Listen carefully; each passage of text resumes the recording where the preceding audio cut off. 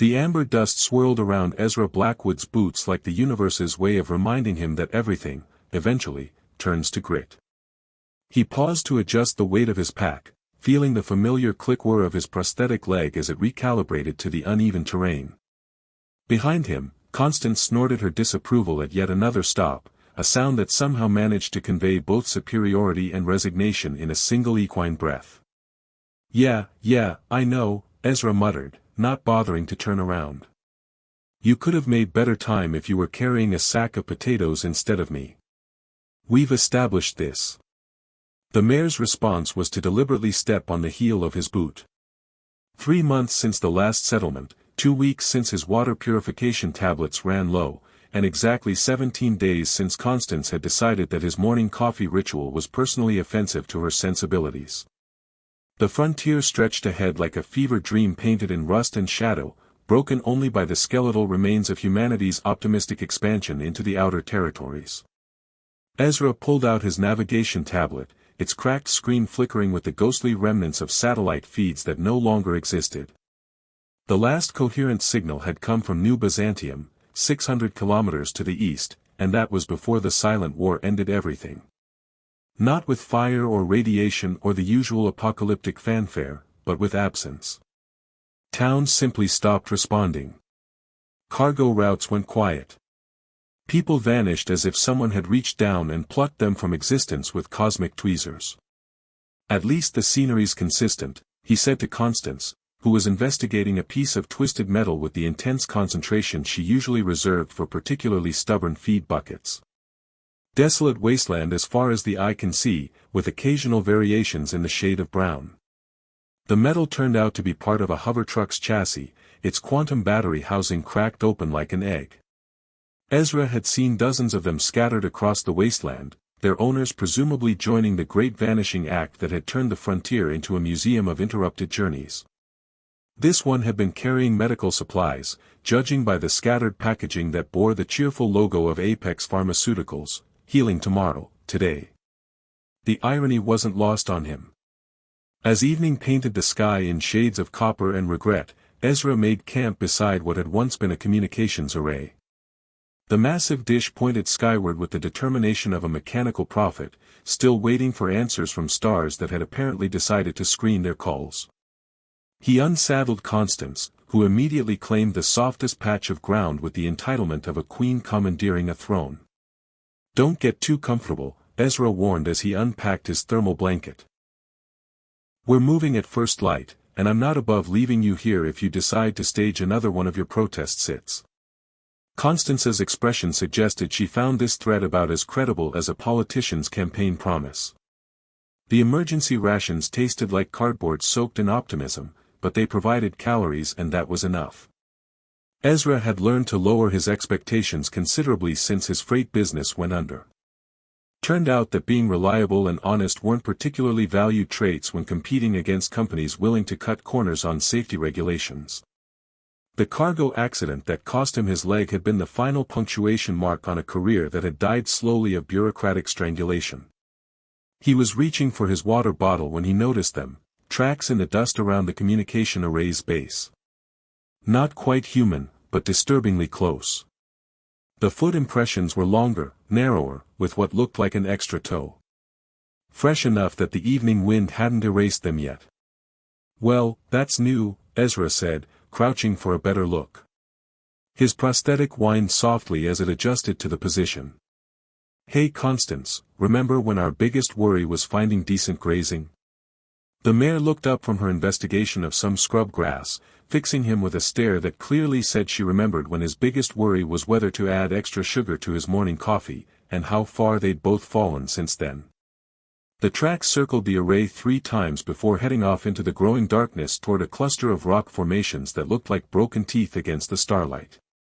Whatever had made them moved with purpose, following patterns that spoke of intelligence rather than instinct. Ezra felt the familiar weight of his plasma pistol against his hip, a comfort that had kept him alive through more than one encounter with the wasteland's less hospitable residents. Above them, the ancient satellite dish rotated with a grinding mechanical wheeze, following some pre-programmed sequence that outlived its creators. The sound was oddly comforting, like a lullaby sung by broken technology. It reminded Ezra of the automated systems in his old freight depot, continuing their routines long after the last human had locked the doors and walked away. "You know what I miss most?" he asked Constance, who was now lying down with her legs folded beneath her in a pose that somehow managed to look both regal and accusatory. "The predictability. Load cargo, follow route, deliver cargo, get paid. Simple. None of this wandering around a dead planet looking for signs of civilization while being stalked by things that leave tracks like abstract art." A sound drifted across the wasteland then, faint but distinct, a low harmonic that seemed to come from the rock formations themselves. It rose and fell like music, but no music Ezra had ever heard. The kind of sound that made his teeth ache and his prosthetic leg twitch with sympathetic vibration. Constance's ears swiveled toward the noise, then flattened against her head in a gesture that needed no translation. Whatever was making that sound, she wanted no part of it. "On that, old girl, we are in complete agreement." Ezra checked his plasma pistol's charge level and settled back against his pack. "But running in the dark is a good way to break an ankle, and I'm already down one functional leg." The harmonic faded, leaving only the whisper of wind through broken machinery and the distant hum of the satellite dish counting down to nowhere. Ezra closed his eyes and tried to sleep, knowing that tomorrow would bring new variations on the theme of survival that had become his life's work. In his dreams, he heard the sound again, closer this time, and woke to find Constance standing over him with an expression of profound concern. Dawn was breaking over the wasteland in shades of amber and possibility, and something was moving in the rocks. Ezra found her just as the sun cleared the horizon, casting long shadows through the crystalline structure that had definitely not been there the night before. The formation rose from the sand like a frozen scream, its surface pulsing with veins of blue-white light that made his eyes water if he looked directly at it.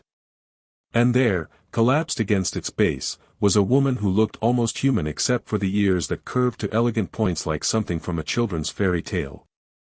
"Well, Constance," Ezra said, his voice carrying the tone of a man who had given up being surprised by impossible things, "I think we've officially wandered into someone else's story." The mayor approached with the cautious dignity of royalty inspecting potentially explosive birthday gifts. She sniffed the air around the crystalline structure, then immediately backed away with a snort that clearly communicated her professional opinion: "Weird, probably dangerous, definitely not edible." The woman stirred as Ezra approached, her eyes opening to reveal irises that shifted color like oil on water. She tried to speak, but what came out was a mixture of recognizable English and musical tones that made his dental fillings ache. Blood had dried on her temple, and her clothing looked like it had been designed by someone who couldn't decide whether fabric should be solid matter or controlled energy. "Easy there," Ezra said, dropping his pack and pulling out his medical kit.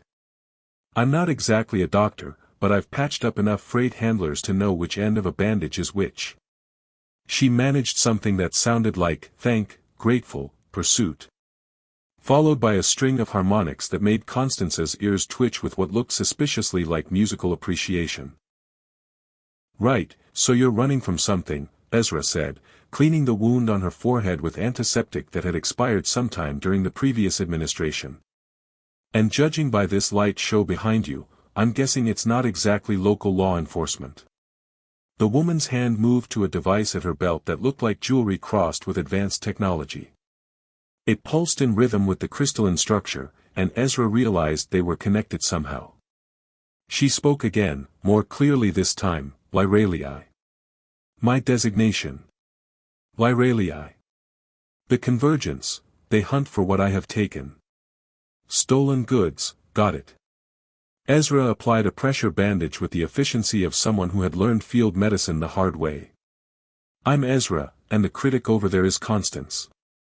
She's recently become very opinionated about our travel itinerary." As if summoned by the mention of her name, Constance wandered closer to investigate Lyralii's hair ornaments, which appeared to be living lights that danced through dark strands like captive stars. The mare reached out with her nose, and one of the lights immediately tried to bite her. "Constance, no," Ezra said automatically. "We don't eat the glowing alien jewelry. We've discussed this policy regarding unidentified shiny objects." Lyralii made a sound that might have been laughter if laughter could carry harmonics in 3 different octaves. Your companion, she has strong life force. Very determined. That's one way to put it. Last week she decided my coffee brewing technique was personally offensive and refused to move for 6 hours. Longest labor dispute I've ever been part of. Ezra helped Lyralii sit up, noting how her skin felt warm in a way that had nothing to do with fever. So what exactly did you steal that's worth chasing you across a dead planet? Lyralii's expression grew distant, and when she spoke, her voice carried weight that seemed to press against the air itself. The silent war, it was not war as your kind understands. It was preservation. My people, the Caliph, we thought we were saving humanity from what approaches. But the process, it went wrong. Entire populations, trapped between dimensions. Conscious but unreachable. Ezra felt something cold settle in his stomach that had nothing to do with expired rations. The vanishing.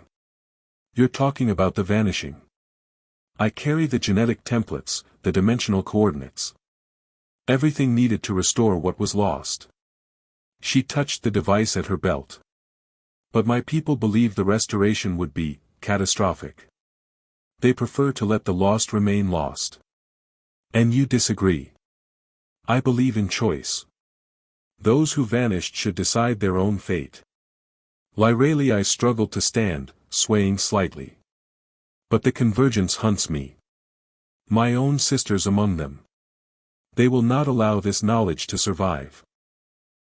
Ezra looked at Constance, who was now attempting to have a philosophical discussion with one of Lyralii's hair ornaments about the nature of existence. The ornament seemed to be winning. Well, he said, making the kind of decision that his practical side would spend weeks regretting, we can't have you walking around bleeding all over the landscape. Bad for morale. He moved toward Constance, who immediately sensed betrayal in the air. Come on, girl. Time to earn your keep. The process of getting Lyralii onto Constance's back involved considerable negotiation, mostly between horse and rider about the proper protocol for interspecies transportation. Constance's position seemed to be that aliens should provide references and a security deposit. Lyralii, for her part, appeared fascinated by the concept of domesticated animals, running her fingers through Constance's mane with something approaching reverence. Your people never developed animal companionship? Ezra asked, adjusting his pack for the long walk ahead. We evolved beyond the need for symbiotic relationships, Lyralii said, then immediately contradicted herself by giggling as Constance nuzzled her hand looking for treats. Though I begin to understand the appeal. They set out across the wasteland with Ezra on foot, his prosthetic clicking against rocks with mechanical determination. The crystalline structure began to fade behind them, its light dimming like a star going out, but the device at Lyralii's belt continued to pulse with soft blue radiance. So, Ezra said after an hour of walking, when you say your sisters are hunting you, are we talking metaphorical sisters or actual, shared the same womb, sisters? Actual. Though Caliph reproduction is more complex than human biology. We are grown in harmony clusters, sharing genetic material and consciousness during development. My clutch sisters and I were raised as a unit, trained as a unit, expected to think as a unit. Lyralii shifted carefully on Constance's back. My deviation was unexpected. Family drama on a cosmic scale. I can relate. Ezra paused to check his navigation tablet, which was now displaying readings that definitely hadn't been in the manual. My brother once sued me over a freight contract dispute. Of course, that was before the world ended, so the court case got dismissed due to lack of civilization. Constance snorted what sounded like sympathy, or possibly commentary on the legal system in general. The landscape around them was changing as they traveled, becoming less desolate and more actively weird. Plants that looked almost normal except for the way they tracked movement like biological security cameras. Rock formations that hummed with subsonic frequencies. And overhead, the sky itself seemed to ripple occasionally, as if reality was having trouble maintaining stable resolution. The dimensional boundaries are weakening here, Lyralii explained when Ezra pointed this out. Areas where the preservation process was attempted but failed. The fabric between worlds grows thin. Fantastic, Ezra muttered. Walking through cosmic tissue paper. What could possibly go wrong? As if in response to his question, something howled in the distance, a sound that started in the audible spectrum and climbed into frequencies that made his bones ache. Constance's ears flattened, and she picked up her pace without being asked. The convergence? Ezra asked. No, Lyralii said, her voice tight with worry. Something worse. The hunting packs that guard the dimensional tiers. They were created to prevent unauthorized crossing between worlds. Of course they were. Ezra checked his plasma pistol's charge again. Because regular dangerous wildlife is for amateurs. The howling came again, closer this time, and Ezra found himself grateful for Constance's suddenly cooperative attitude toward speed. Behind them, something that might have been pursuit signals began flashing against the morning sky, too distant to identify but definitely heading their way. So, Ezra said, settling into the rhythm of forced march, on a scale of 1 to completely doomed, where would you rate our current situation? Lyralii considered this with the seriousness of someone conducting actual mathematical calculations. Perhaps, 7.3. Could be worse, Ezra said. Last time Constance rated our chances, she went with negative numbers. The mayor's response was to somehow convey, through body language alone, that she maintained her previous assessment and that current events were merely confirming her superior judgment in matters of risk evaluation. Ahead of them, the wasteland stretched toward a line of red cliffs that rose like broken promises against the alien sky, and Ezra found himself hoping that whatever waited there would at least be predictably dangerous rather than the mathematically improbable variety they seemed to specialize in attracting. The abandoned mining station squatted in the red cliffs like a mechanical tumor, its quantum extractors silent but still humming with enough residual energy to make Ezra's prosthetic leg spasm every few minutes. Each electrical hiccup sent him into an undignified stumble that Lyralii politely pretended not to notice, though he caught her hiding what might have been a smile behind her hand. Stellar engineering at its finest, Ezra muttered after his fourth involuntary dance with gravity. Built to last exactly as long as the warranty period. Constance, meanwhile, had discovered the station's automated food dispenser and was conducting what appeared to be advanced scientific research into cause and effect. She'd learned that pawing certain buttons in sequence produced nutritional pellets, and was now testing variables with the dedication of a researcher pursuing tenure. Your companion displays remarkable cognitive adaptation, Lyralii observed as Constance successfully negotiated a trade of nose bumps for synthetic oats. Yeah, she's a regular genius. Last month she figured out how to open my cargo containers. Spent 3 days eating my entire supply of emergency chocolate before I caught her. Ezra settled onto a crate that had probably contained mining equipment back when the station operated. Though I have to admit, her quality control standards are impeccable. She only ate the expensive stuff. The station's main computer core flickered to life as they entered, awakening from whatever passed for sleep in artificial intelligences. A holographic interface materialized above the central console, displaying scrolling text in 17 different languages before settling on heavily accented English. Welcome to Meridian Mining Station 7, the system announced with the enthusiasm of customer service software. Please be advised that all extraction operations have been suspended indefinitely due to catastrophic dimensional instability. Have a productive day. Catastrophic dimensional instability, Ezra repeated.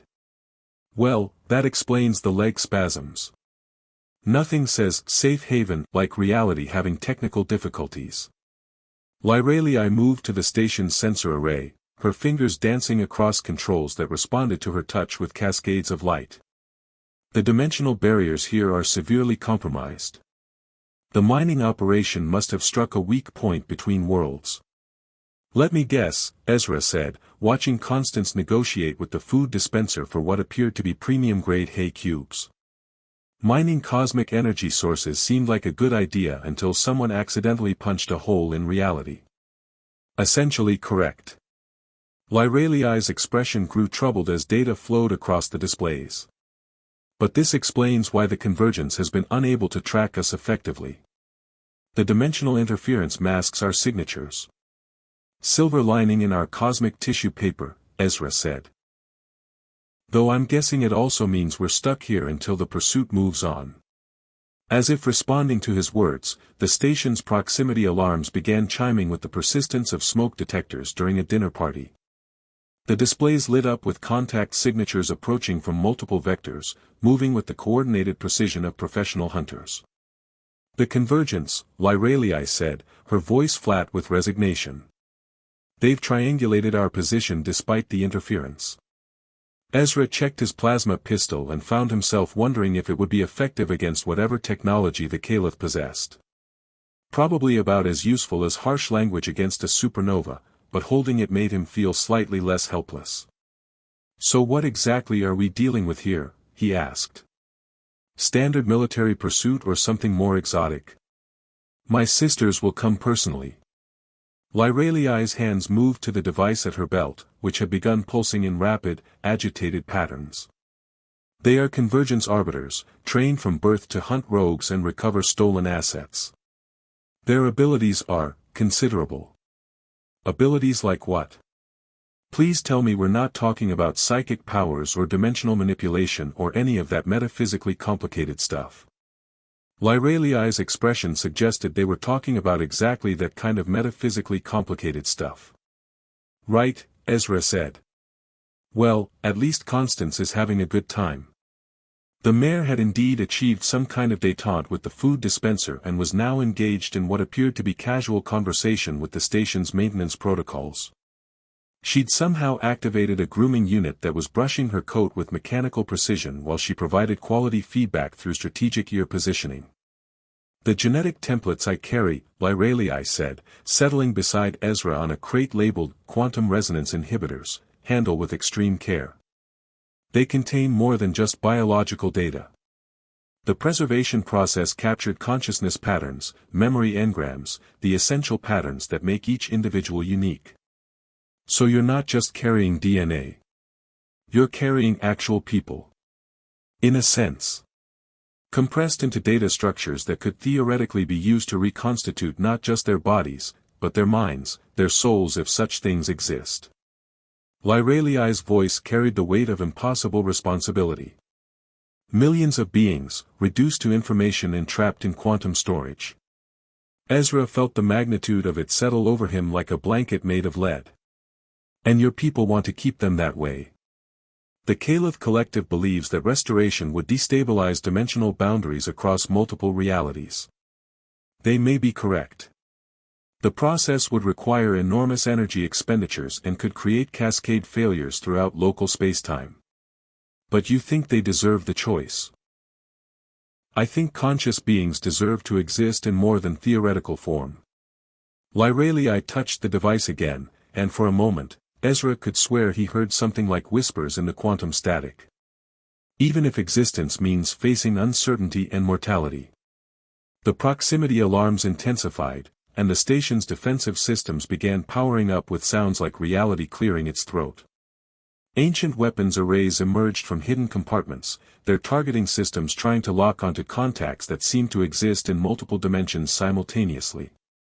How long before they reach us? Ezra asked. At their current approach speed, perhaps 20 minutes.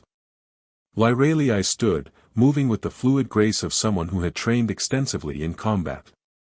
But they will not simply assault the station. First, they will attempt negotiation. That sounds encouraging. It is not. Caliph negotiation typically involves demonstrating superior firepower and offering terms that sound reasonable until you realize they've left no actual alternatives. Constance chose that moment to achieve some kind of breakthrough in her relationship with the station's automated systems.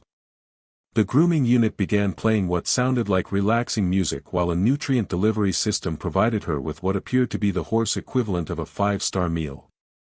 Well, Ezra said, watching his horse enjoy luxury accommodations while reality prepared to fold around them like origami, at least one of us is having a decent day.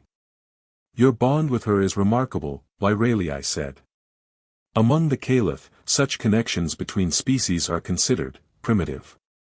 But watching you together, I begin to think we may have lost something important in our evolution toward independence. Constance would probably tell you that humans are acceptable companions once properly trained. She's been working on my behavior modification for 3 years now. Ezra's prosthetic leg gave another spasm as the station's energy fluctuations intensified. Making progress, too. I used to make coffee she considered substandard. The displays around them suddenly blazed with new activity as 7 distinct contact signatures materialized just beyond the station's perimeter. They didn't approach like normal spacecraft but seemed to fade into existence from nowhere, as if they had stepped sideways through reality itself. "They're here," Lyralii said unnecessarily. "So I see. Any chance they'll be reasonable about this? Maybe accept an IOD for stolen cosmic data? You will discover that my sisters have many remarkable qualities. Reasonableness is not among them." A new voice filled the station then, speaking in harmonics that made the mining equipment resonate like a cathedral organ. It was beautiful and terrible and completely incomprehensible except for the universal tone of authority demanding immediate compliance. "Saraleth," Lyralii whispered. "My clutch prime. She speaks for the convergence in this matter." "And she's saying what, exactly?" "She demands my surrender and the return of the stolen data. She offers safe passage for any human accomplices who were obviously coerced into assistance." Ezra looked at Constance, who had paused in her gourmet dining to fix him with a stare that clearly communicated her opinion of his recent life choices. "Coerced," he repeated. "Right. Because no reasonable human would voluntarily help someone carrying the compressed souls of millions of vanished people. It is a generous offer by Caliph standards." "I'm sure it is." Ezra stood, his prosthetic protesting the station's energy field with a mechanical whine. "So what happens if we politely decline their generous offer?" Lyralii's smile was sharp enough to cut through dimensional barriers. "Then we discover whether my sisters remember that I was always the better student in our combat training sessions." Outside the station, something that might have been weapons charging began to hum with frequencies that made the quantum extractors sing in sympathetic vibration, and Ezra found himself hoping that wherever this led, Constance would at least get to finish her premium hay cubes first. The Whispering Cliffs had earned their name through acoustics that could carry a whispered conversation for 3 kilometers, which unfortunately included Constance's increasingly vocal complaints about the lack of adequate breakfast service in what she clearly considered substandard accommodations. Her indignant whinnying echoed off the red stone formations like a protest march organized by the universe's most opinionated transportation committee. "I know, girl," Ezra said, settling beside her with his back against the ancient stone. 5-star mining station one day, camping on rocks the next. The hospitality industry has really declined since civilization ended. Dawn was breaking in layers of amber and possibility when they materialized from the morning mist. 7 figures in armor that seemed grown rather than forged, moving with the predatory grace of apex hunters who had never encountered prey that escaped. They appeared without sound, without fanfare, without the dramatic flourish that Ezra had somehow expected from interdimensional warrior women. "Well," he said to Lyralii, who was standing with the kind of calm that came from accepting inevitable doom, "they're certainly punctual. I appreciate that in potential executioners." The leader stepped forward, and when she spoke, the stones themselves seemed to resonate with her voice. The harmonics made Ezra's teeth ache and his prosthetic leg perform an involuntary tap dance routine, but the meaning came through clearly enough: surrender, compliance, return of stolen property, and possibly a stern lecture about the importance of following interdimensional law. "Saraleth," Lyralii replied in the same musical language, her words carrying undertones that suggested she was politely declining the generous offer while questioning her sister's parentage and professional competence. Ezra found himself watching the exchange with the fascination of someone observing a chess game played with concepts he couldn't quite grasp. The 7 sisters moved in perfect coordination, weapons that looked like crystallized lightning appearing in their hands, while Lyralii stood her ground with the defiance of someone who had already accepted the consequences of her choices. "So," Ezra said during a pause in the harmonic negotiations, this is the part where the reasonable human accomplice accepts safe passage and walks away, right? Saraleth turned her attention to him then, and Ezra felt the weight of intelligence that had been old when his species was still figuring out fire. She spoke again, and this time the translation came through Lyralii. She says you have shown kindness to one of our kind, which is noted and appreciated. She offers safe conduct to any settlement of your choosing, along with supplies sufficient for extended travel. That's generous, Ezra said, checking his plasma pistol's charge one more time. What did you tell her about why I helped you? That you gave your only means of transportation to aid a wounded stranger, knowing it would leave you traveling on foot through hostile territory. The effect of this revelation on the 7 sisters was immediate and striking. They stopped moving in perfect coordination and began what appeared to be an urgent consultation involving a lot of harmonic discussion and gestures toward Ezra that suggested he had somehow become the topic of intense debate. Did I say something wrong? Ezra asked. Among the Caliph, such acts of selfless sacrifice toward other species are considered mythological.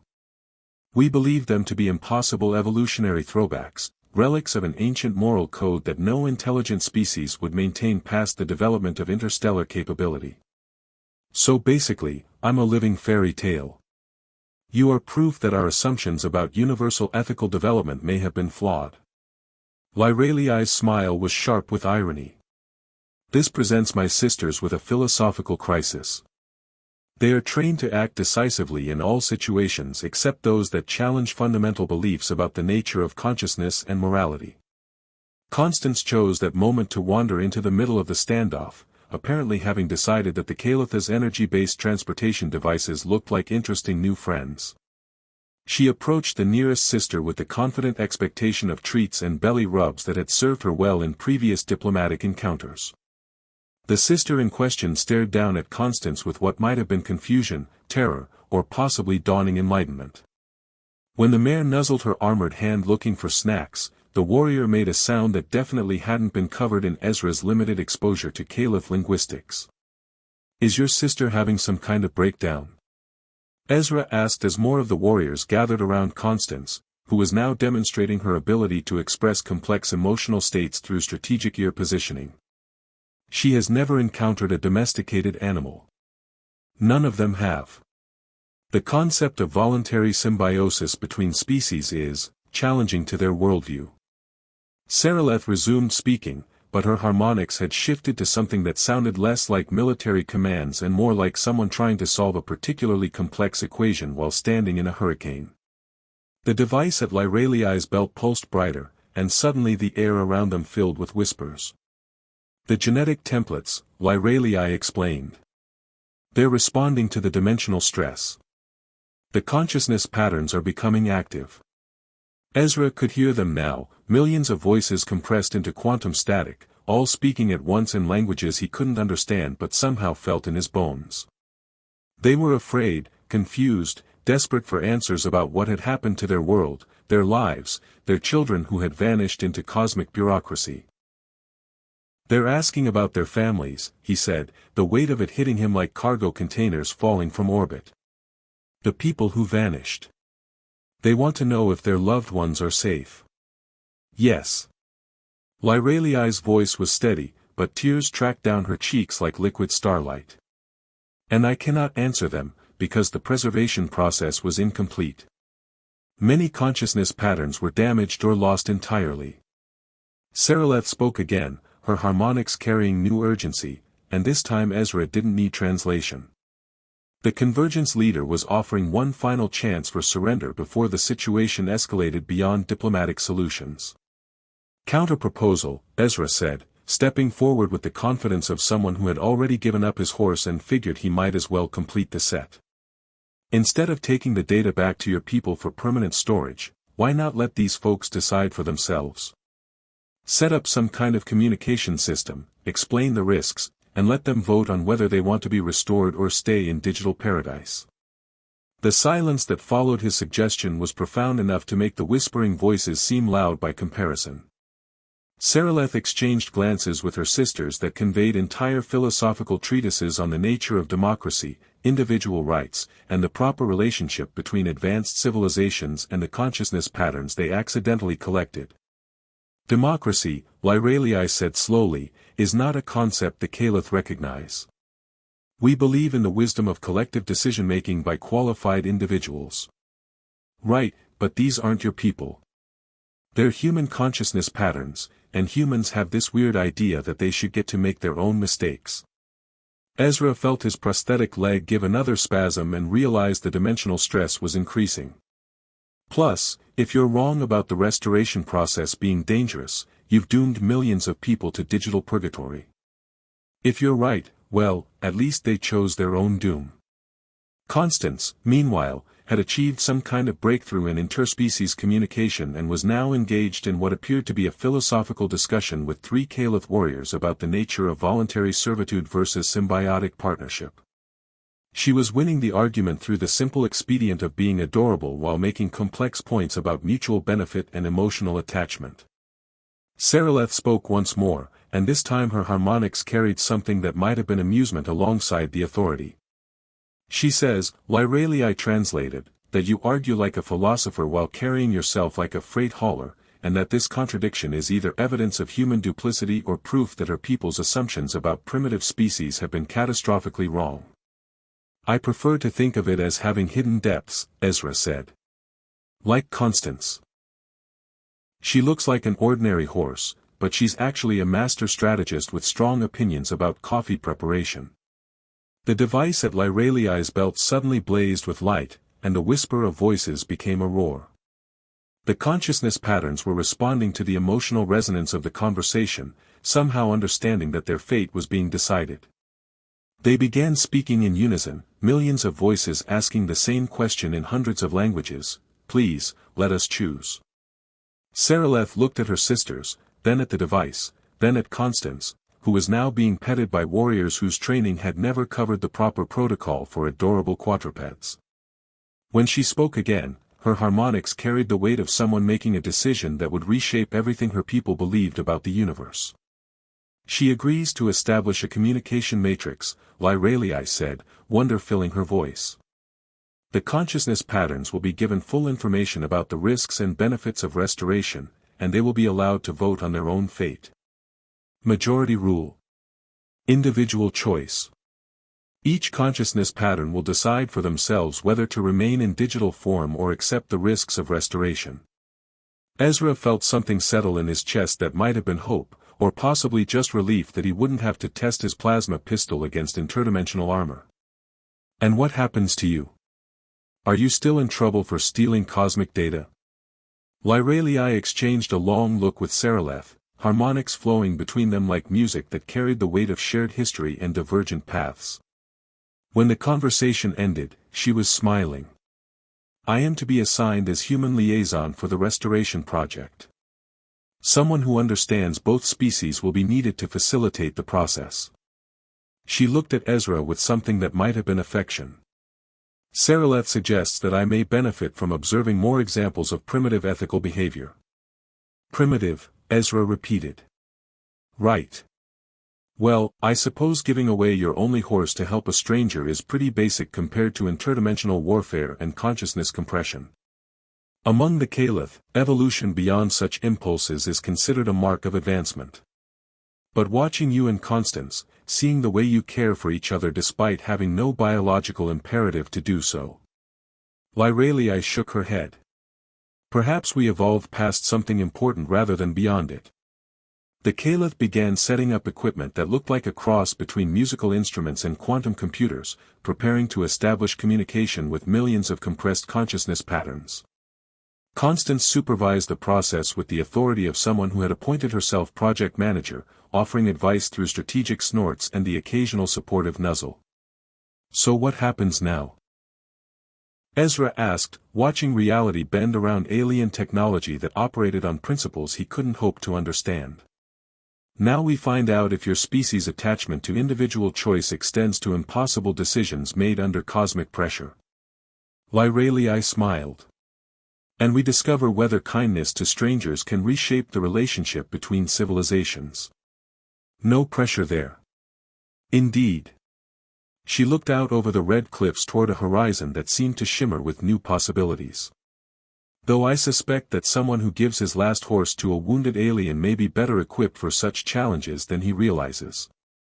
Ezra settled back against the stone, watching Constance negotiate for premium accommodations in whatever interdimensional transport would take them to their next impossible destination. 3 months ago, he'd been a failed freight hauler with nothing but debts and a stubborn horse. Now he was apparently humanity's unofficial representative in first contact protocols that would determine the fate of millions. "Well, Constance," he said, "looks like we're about to find out if the universe has a sense of humor after all." The mayor's response suggested that the universe had better provide adequate snacks for the journey ahead, and that she maintained her previous assessments about his decision-making abilities but was willing to see where this particular adventure led. Above them, the alien dawn painted the sky in colors that had no names, and somewhere in the quantum static, millions of voices whispered their hopes into the morning light.